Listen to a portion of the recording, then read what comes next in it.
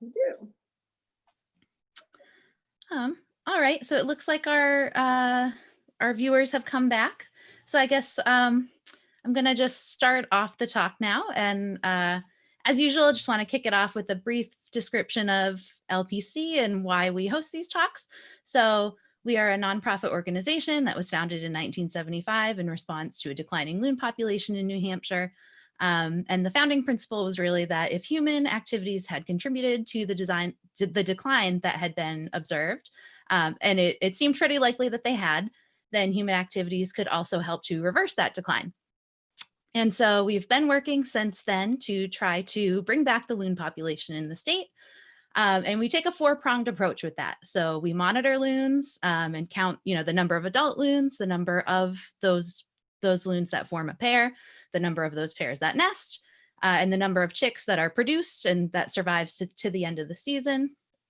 We do management, so extra strategies to help promote success in nesting, things like floating rafts, putting out signs to protect nests, manage water levels, work with dam operators, do loon rescues, and a whole bunch more. We do research into some of the causes of decline in loon populations, and then we do education. And so that education primarily focuses on loons, but in some cases, like tonight, we also, put on talks that promote a broader understanding of the natural world. And so tonight we have Angie Krishak with us. She is a naturalist at Massapequa Audubon, and she's going to talk to us about frogs. So Angie, if you're ready, please take it away. I'm ready. Thank you for having me. So I am here at the New Hampshire Audubon Center, Massapequa in Auburn. New Hampshire Audubon also is a very similar focus. We just don't specify loons. We also work with LPC, I'm sure, a lot of our biologists. So we've got a whole department of conservation biologists that do similar work.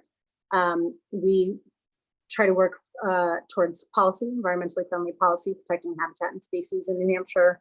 And we also do education. So tonight I am going to talk about amphibians.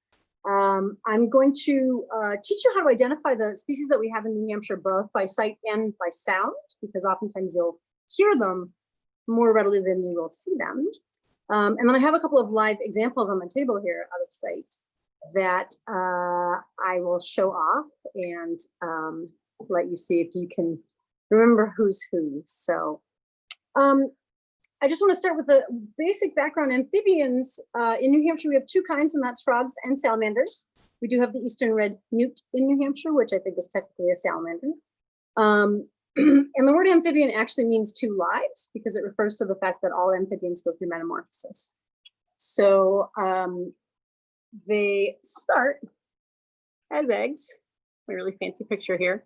And amphibian eggs, frog eggs, are just sort of a jelly-like mass.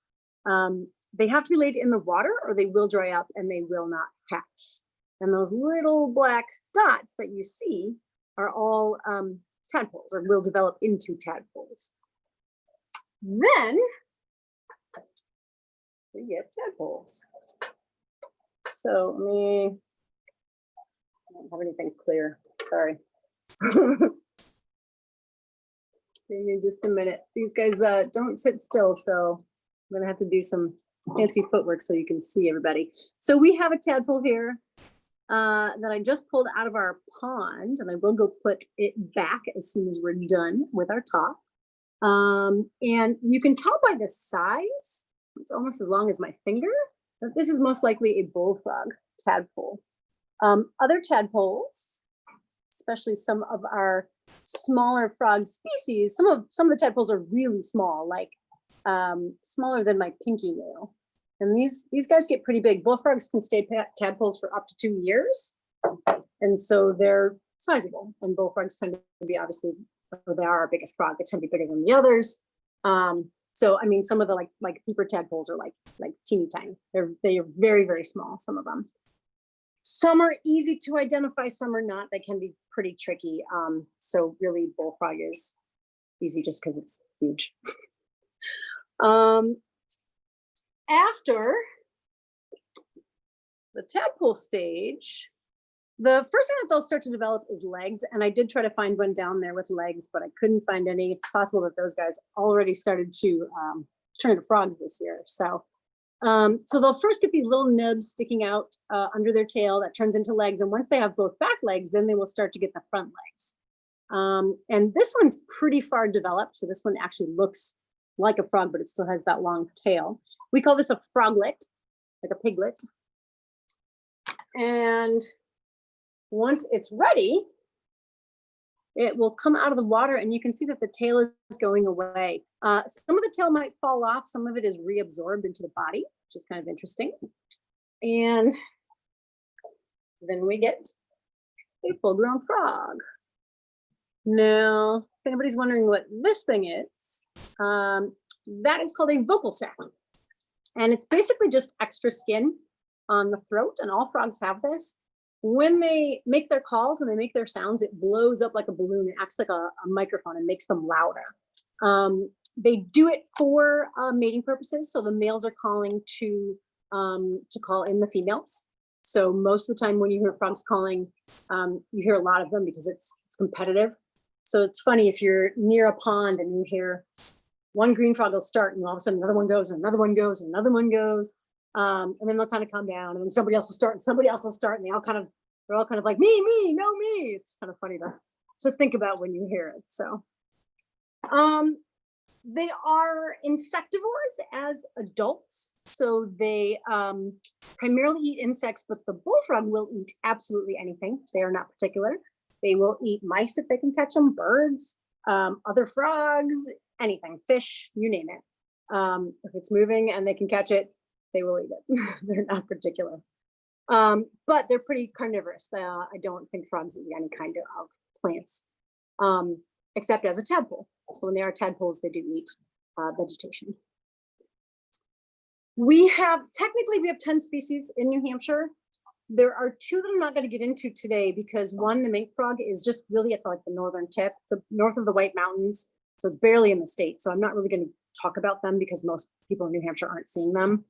And the other one I'm not going to mention is the Fowler's toad, which the species map, if you want more detail after tonight on each of these species, Fish and Game has a page on every single frog type, which is really cool. They have turtles and reptiles and all kinds of great information.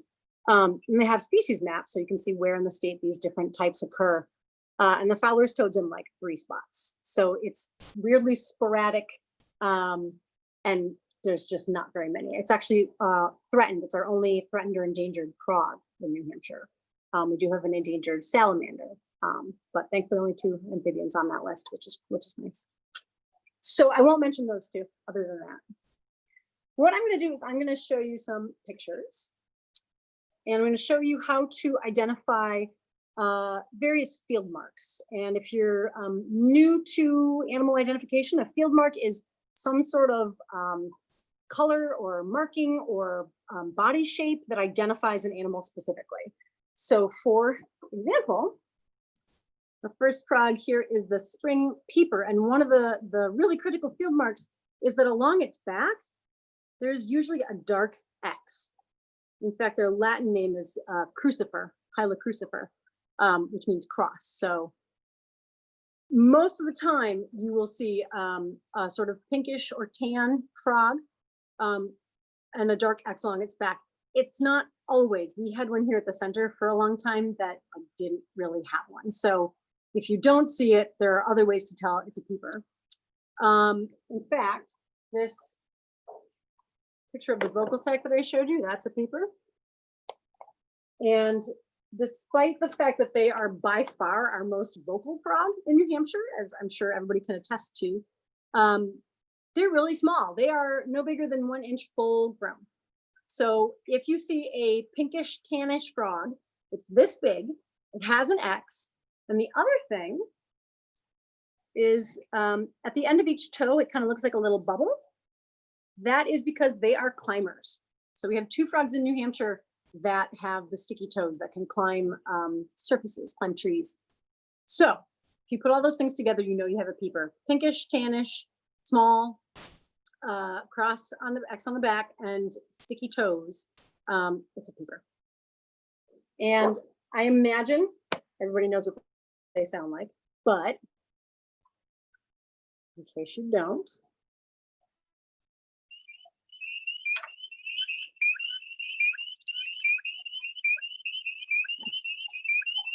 what's funny is that because they are so vocal and a lot of the other frog sounds I will play for you, there's going to be peepers in the background.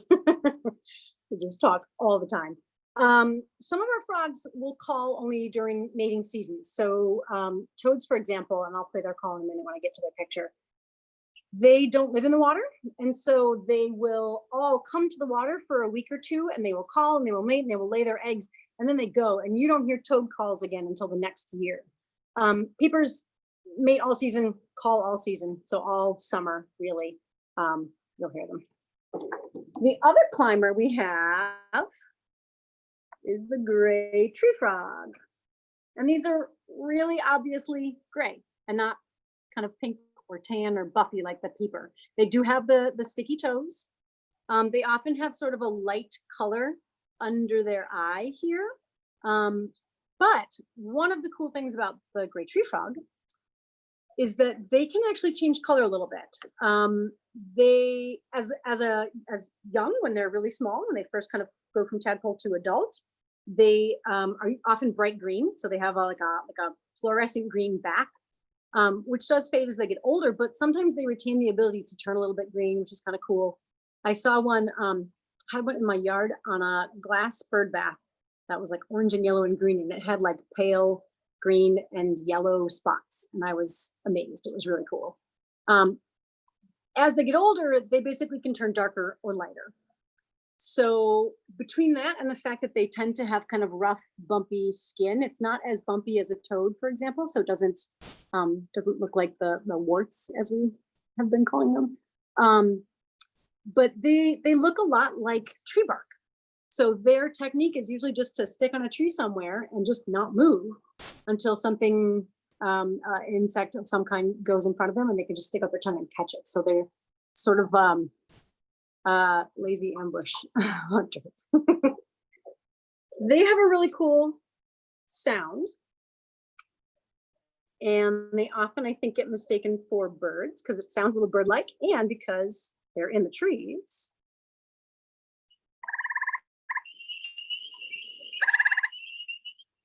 Peepers in the background.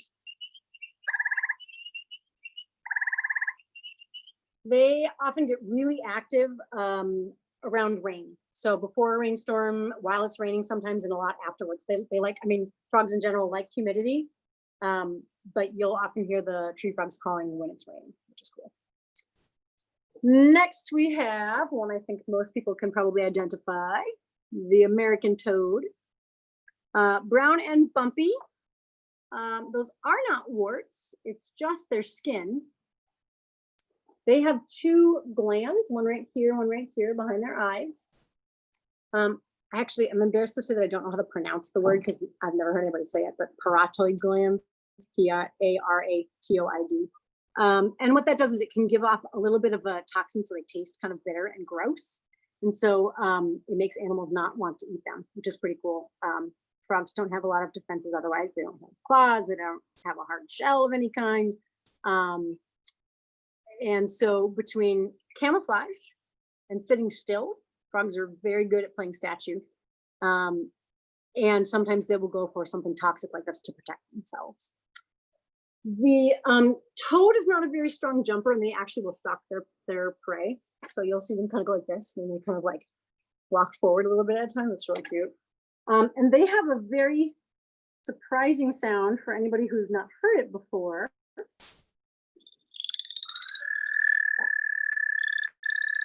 It's this long, high-pitched trill. And as I mentioned before, they all come together for about 2 weeks, and you'll hear it for about 2 weeks, and then after that, you won't hear it anymore until the next year, usually. That being said, this spring was a weird one for amphibians. I'll get into that in a minute afterwards. So next we have the wood frog. They're usually brownish. They usually have stripes along their legs. With all of our frog species, there is a lot of individual variation. So that's why just looking at the color isn't necessarily enough. That's why these field marks are important. The really obvious field mark for the wood frog is they have this black, they call it a mask, that goes from under their eye to that circle behind their eye, which is their eardrum.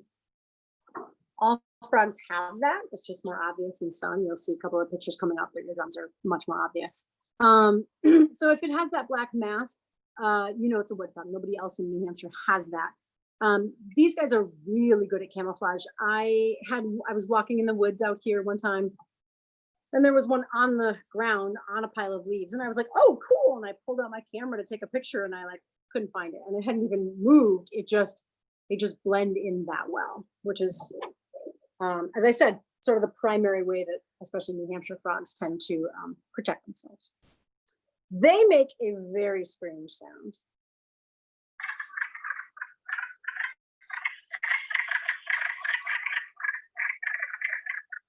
It sounds like a bunch of quacking ducks. But usually you don't find a pond with 35 ducks all sitting there going whack, whack, whack at each other. So usually pretty early spring, these are often some of the first ones to start calling. I've actually heard them calling while there's still snow on the ground, because they are a vernal pool species. So a vernal pool is a wetland that dries up. Vernal means spring. So in the spring with the rain and snow melt, you get these low-lying areas that fill up with water, and they become these sort of temporary ponds. And there are certain species that have adapted to use them as nurseries because there's no fish, which are a major predator of tadpoles and frog eggs. And so wood frogs lay their eggs in a vernal pool. And so if they were like a bullfrog and took their time turning from egg to tadpole to adult, they would die when the water all dried up. So they come out early, call, mate. Their eggs hatch relatively quickly. They develop relatively quickly. And so usually they're like April, and some years, if it's warm enough, even March, you might hear them. So they're same thing as the toads, where you'll hear them a little bit in the beginning of the year when they're mating, and then you won't hear them until the next year. The next two, I got 4 more, so we're halfway. The next two look a lot alike, so I will tell you how to tell the difference. We've got the pickerel frog and the leopard frog. The leopard frog is, I don't think it's technically a species of concern, but they're not doing as well in terms of population. We don't have as many of them, whereas pickerels are pretty common. I do not believe I've ever seen a wild leopard frog in New Hampshire. I've seen plenty of pickerel. So they're here, they're just not as numerous as we would like. They both have really dark spots. One telltale field mark is that the pickerel frog has like a yellow belly. It's pretty bright usually. Their spots are kind of like rectangles. So going down their back, it's sort of like they have 2 rows of rectangular spots that go from their eyes down to this bump here is their hip bone. So frogs' hips go from here to here. They're really long, their hip bones. Whereas the leopard frog, the spots are circular and there's a light colored outline around them. And they don't have that bright colored belly. On this picture, it does look like they have this really bright stripe kind of going down from the eyeball, but I've seen pickerel frogs where there was just enough gap between the spots that this looked like a stripe too, so you can't use that to identify. It's really looking at the circular spots. They're sort of scattered down the back. They're not in 2 rows like the pickerel, and with the white outline versus 2 rectangular rows going down the back. Now these also, both of these make some really weird sounds. I'm going to play this one first. The leopard frog. It always kind of makes me giggle because none of our New Hampshire frogs say ribbit.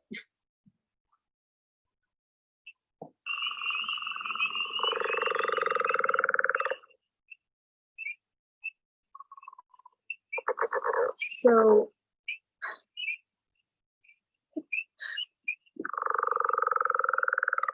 I don't really know how to describe this. We used to say like rat tat tat tat tat, but it's too fast for that, for me to do it anyways. it's just they're both, and that pickerel frog sounds very similar. So theirs is like a snore, oh sorry, a snore or a growl.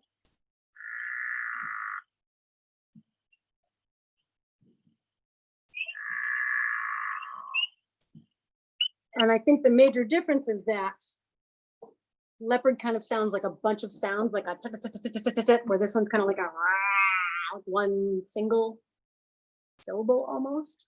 But they sound very similar. I don't know that I've heard either in the wild, which is unfortunate, but I imagine they'd be a little bit difficult to tell apart. And our last two is another set that look a lot alike. So I will tell you how to tell the difference. We've got the green frog and the bullfrog. Now, if you have a full-grown bullfrog, it's going to be really big, and you're going to be able to tell by the size. Green frogs get big as well, but not as big as bullfrogs. So if you come across a frog and you're like, "Wow, it's huge," it's a bullfrog.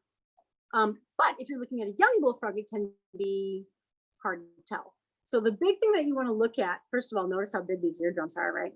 The big thing that you want to look at with the green frog is that this brown stripe is actually a raised up ridge. It's called a dorsolateral ridge. So dorsal, like dorsal side, back side, lateral meaning kind of on the side. And you can see these kind of raised up stripes. It goes from the eardrum here down its back on both sides. The bullfrog does not have that. Its back is smooth aside from, like I said, that hip bump here.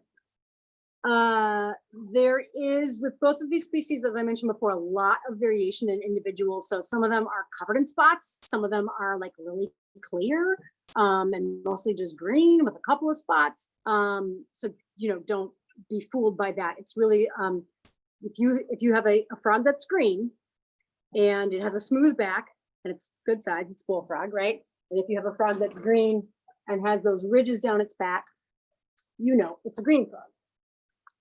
The green frog sounds kind of like a banjo.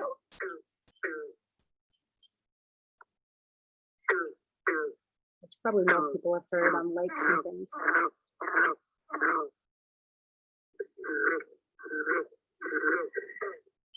So often you just hear that kind of boom, boom, but sometimes when they get going, you get that other call. And then the bullfrog is the big deep one.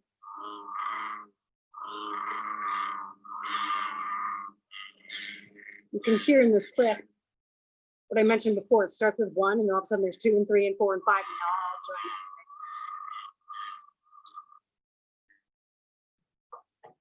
join. All right.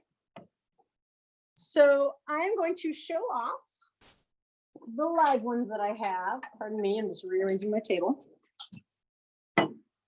And what I'm going to do is for those of you watching, I'm going to hold the frog up, and I will try to turn them. They don't always cooperate. They don't always face the camera. So I apologize. I'll do my best to try to keep them so you can see the field marks. And I'm not going to say anything for a minute or two, and just let our viewers try to guess on their own which of those frogs they're looking at. And then I will tell you, obviously. So just setting up my, there we go, so I can see my clock. All right. So number 1 is this one right here. I apologize also, sometimes it focuses on the container and not the frog. I'll show you its back.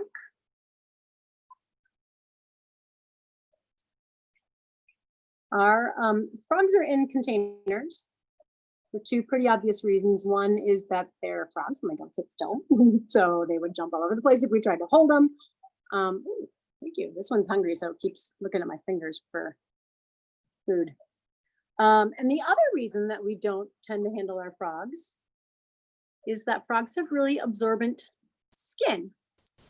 And so if a lot of people are touching them over and over again, they could get sick even just from the oils on our hands. But especially if you're out catching frogs or playing in a pond and you've got bug spray or sunscreen on your hands, they can absorb that straight through their skin into their bloodstream. They also breathe through their skin, which is pretty amazing.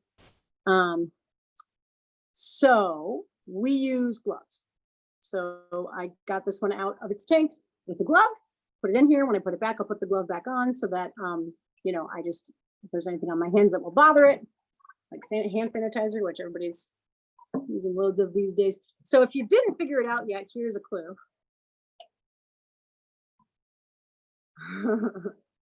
And one thing I didn't mention is that, this is the great tree frog, they have yellow on the insides of their legs. Not really sure why. One theory that I heard was that they use it for communication. So most of the time they just kind of stay tucked up and they are hidden and camouflaged. But if they want to communicate with each other, they can kind of lift up a leg and flash that yellow and be like, nope, my tree, I'm here. But I don't know if that's proven. So kind of a cool thing. As I said, when these guys are small, they tend to be bright green, which is pretty neat. With some of the other ones, I can tell you how to tell males from females. Tree frogs are really difficult. They, one of them's like creamy, one of them's like light gray, and to me it all sort of looks the same. So I'm not actually sure whether this is a girl or a boy. So there's number one. Number two.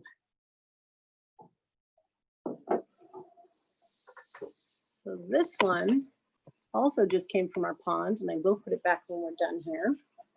So that's why the water is all dark and colorful. So notice the feet and how different those are from our tree frog.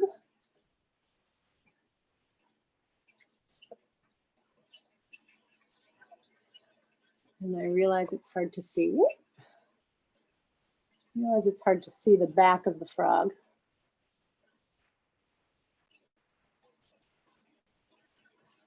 It's got its little nose popped up above the water to breathe. They do actually breathe air, even though most of them live in the water.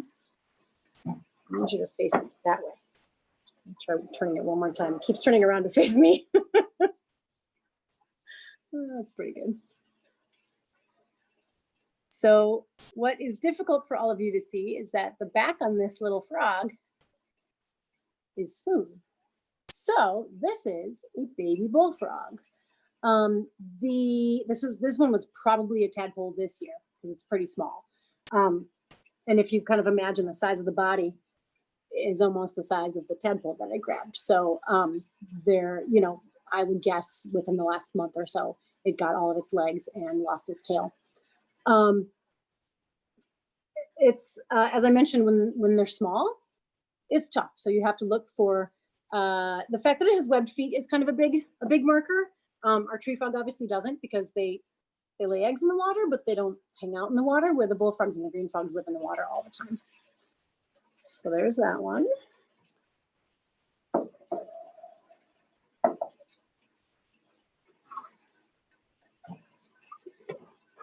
We have this one, which I bet everybody can figure out.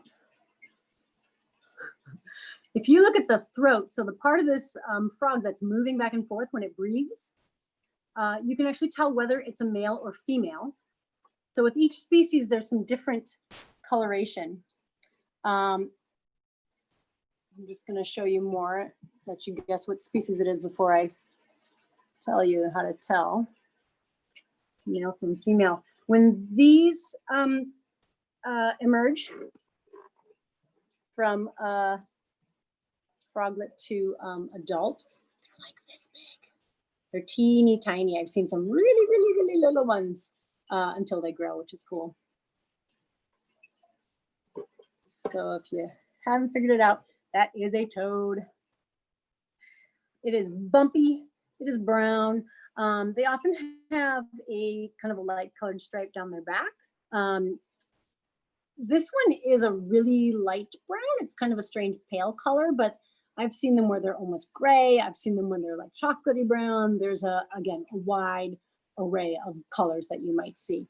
So if you look at the throat, If it's a female, it's going to be light colored or kind of creamy. If it's a male, it's going to be dark, like black. And I always remember black throat equals boy because they will start with the letter B. So black is a boy, creamy colored is a girl. And so this one is pretty clearly a girl. And because she's not a strong jumper, I'm going to take her out and hold her. With some of our others, I wouldn't do that because they're really good at squirming out of hands, but she's just not. Like I said, they kind of stalk their food. So you can see her throat really well there. Ooh, I know, I got you. On her, sorry. I'm going to show you those glands and I want to show you her back. I just got to get a good grip. Hang on 1 second here. You're giving me a run for my money today. Fine. Okay, fine. I won't. Sorry. She does have sort of webbed feet. So you can see she doesn't have the sticky toes. Oh, she's so mad at me. Oh, and she's doing the other thing that toads always do. When you pick them up and they don't like it, they pee. And it makes you put them down, right? So, all right. Okay, I'm sorry, honey. That's our toad. I have one more.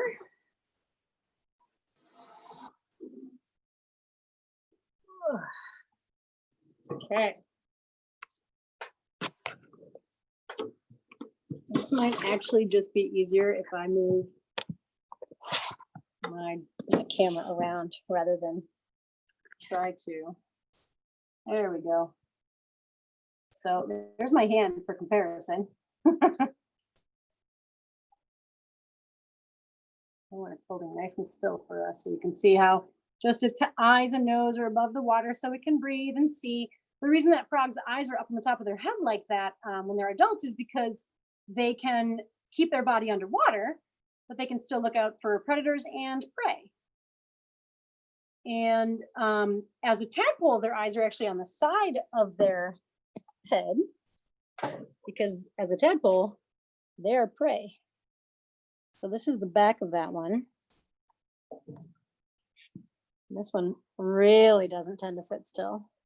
So it is decidedly staying inside of its container.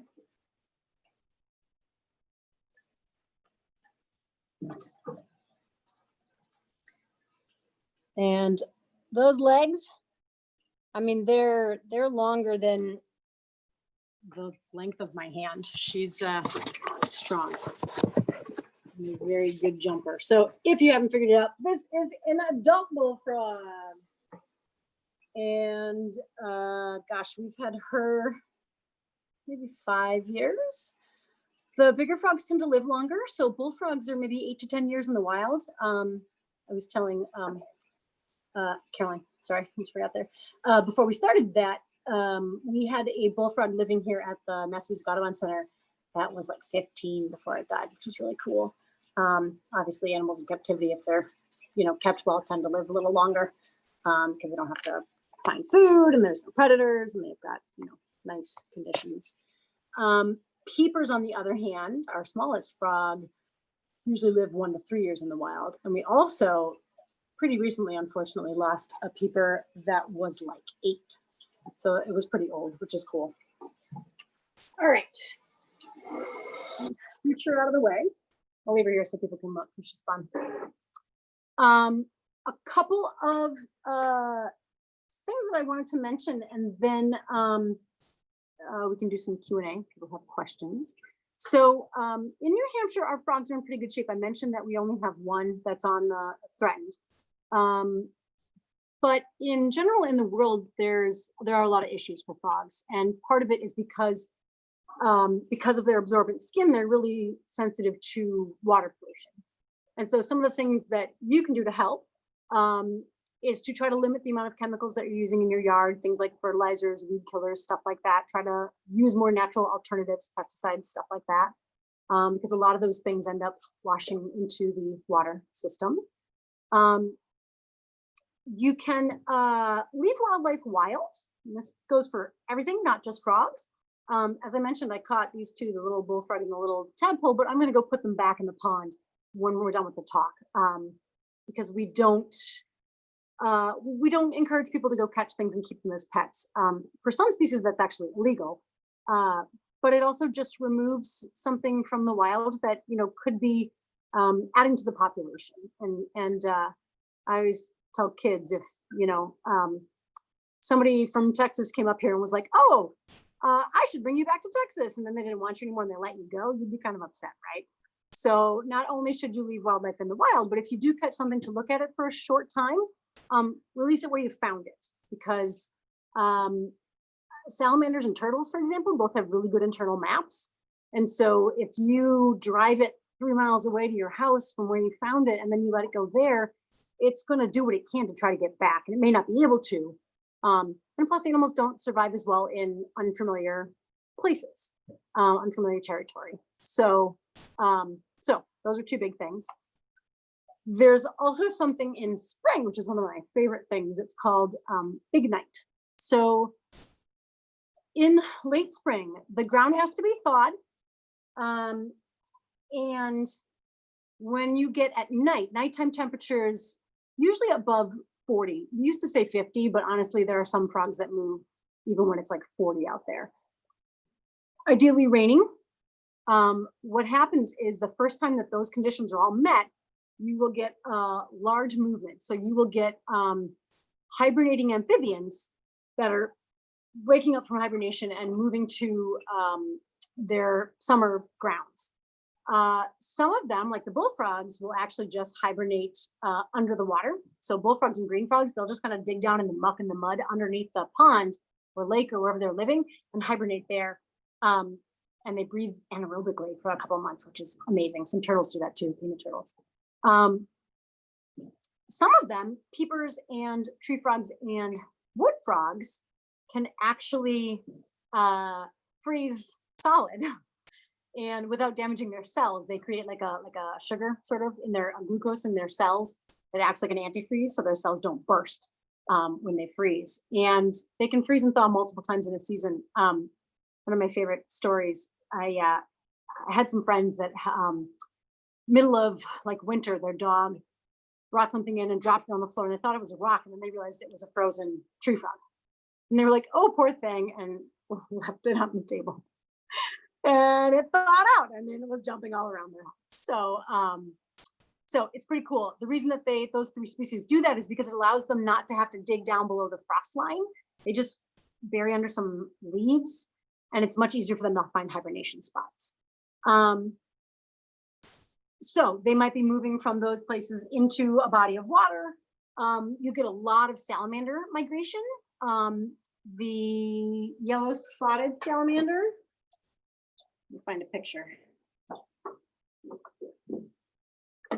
Which they're big, like not including the tail, they're about that long.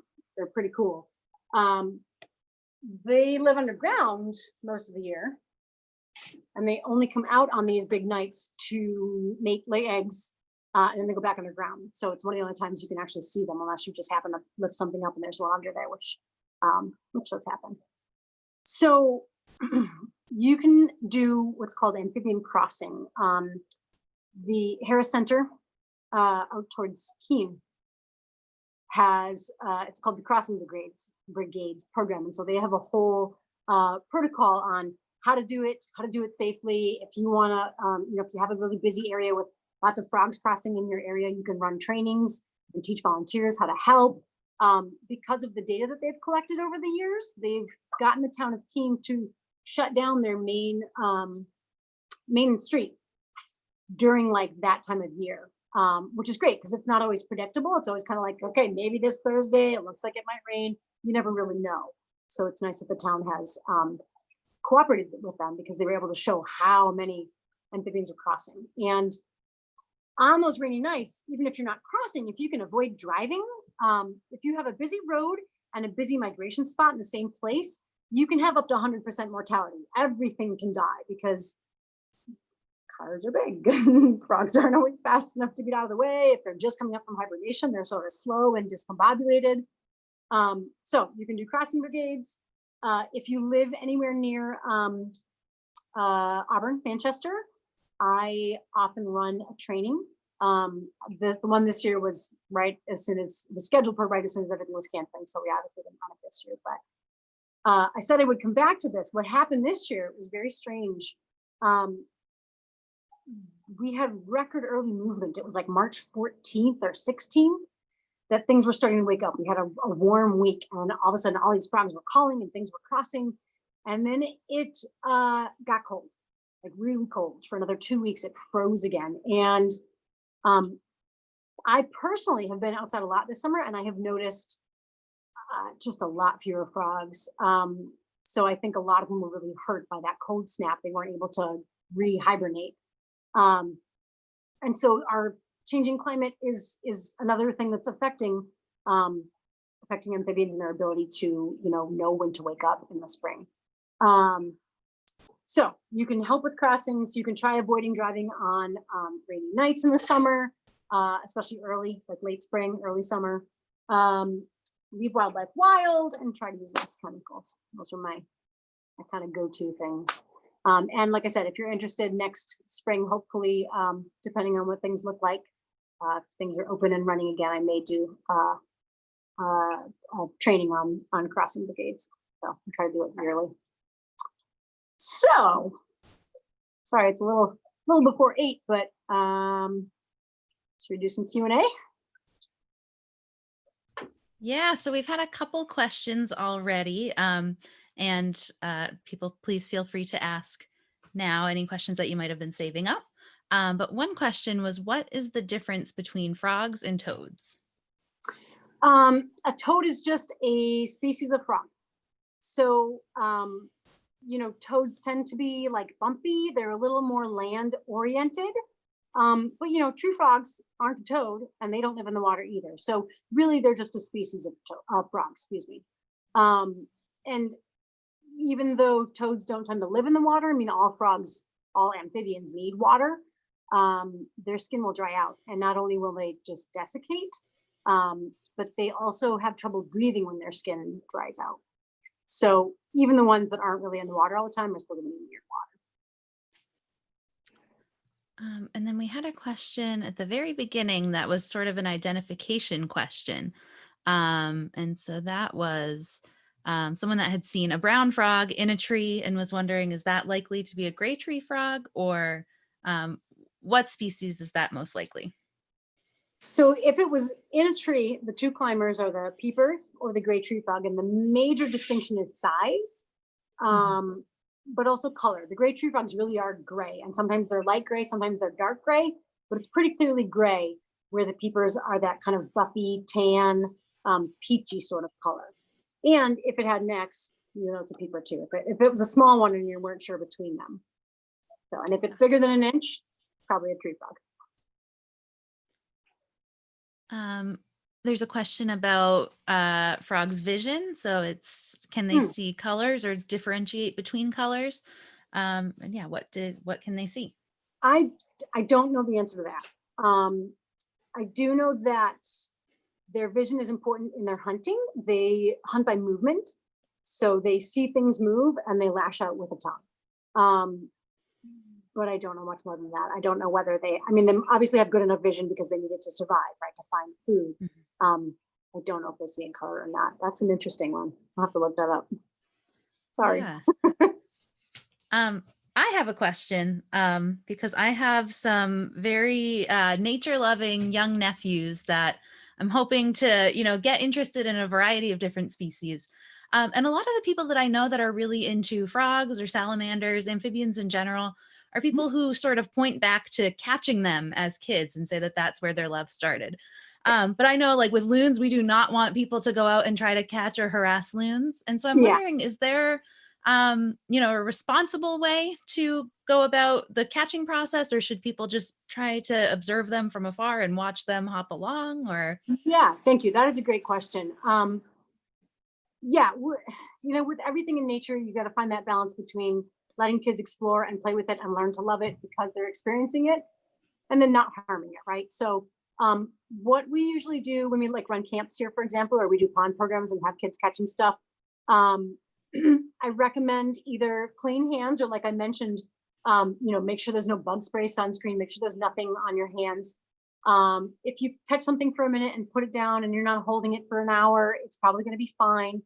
But if you wear gloves, that's even better. That's just an extra layer of protection, just like these vinyl gloves. Might actually be sort of in short supply these days, but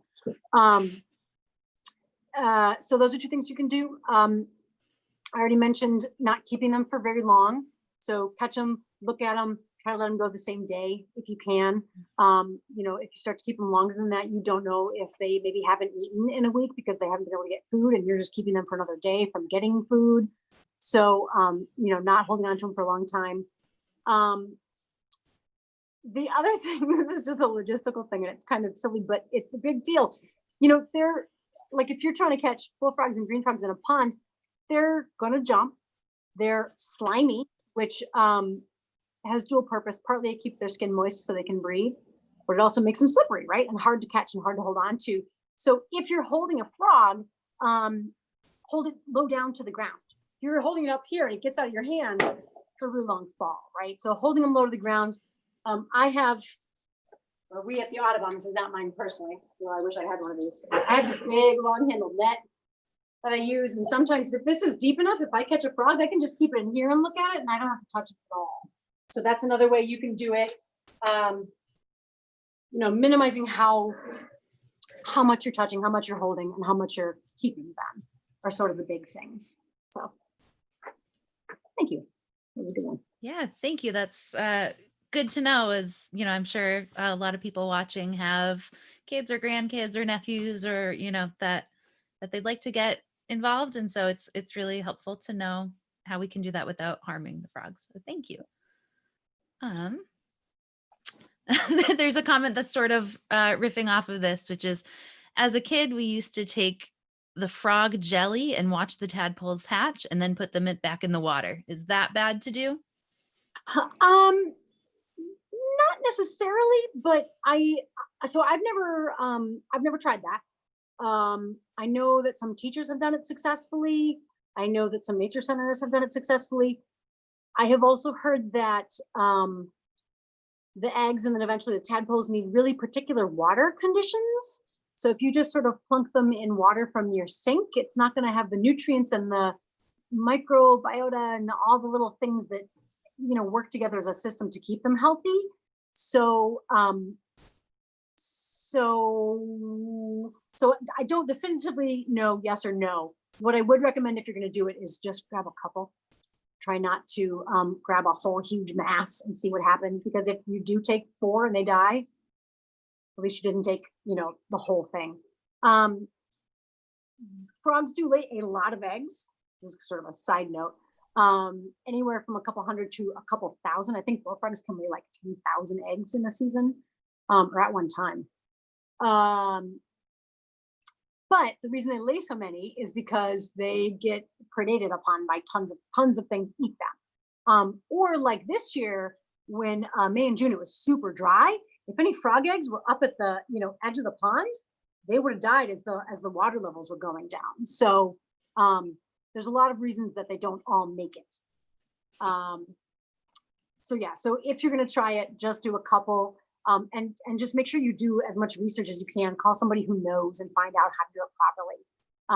Because obviously, anytime you're catching something from the wild, you don't want it to die. You want it to survive.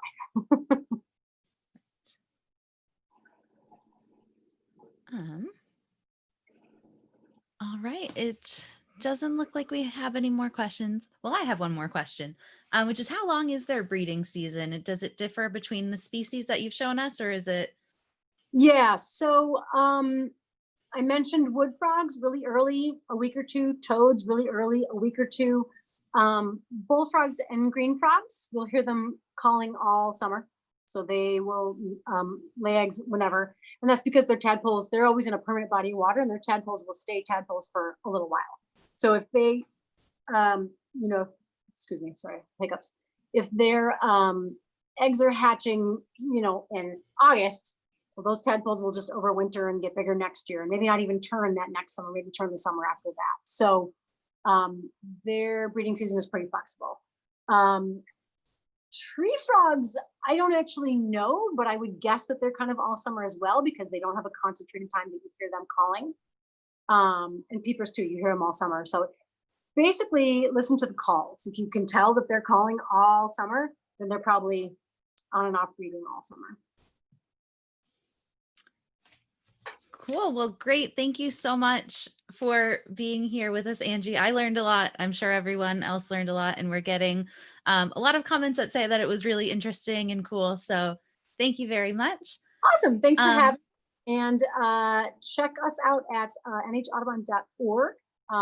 Once things get a little more back to normal, we have all kinds of great programs and summer camps and birthday parties and things that we can do here. But we also have trails. We have sanctuaries all over the state. So if you're looking for a place to get outside, check out our website. Great. Yeah. And before we end the stream, I just want to remind everyone watching that these summer nature talks will continue until August 20th.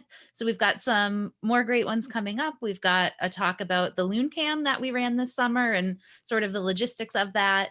We've got one on the peregrine falcon recovery. We've got one on bird populations in New Hampshire as a whole, and how different species are doing. And then we'll wrap up on August 20th with a State of the Loon report, where our executive director, Harry Vogel, will talk about how loons did this year. So we've got a lot of great programs coming up, and we hope that you'll continue to join us for them. And once again, thank you so much, Angie. It was great to have you tonight. Thanks for having me. Bye, everybody.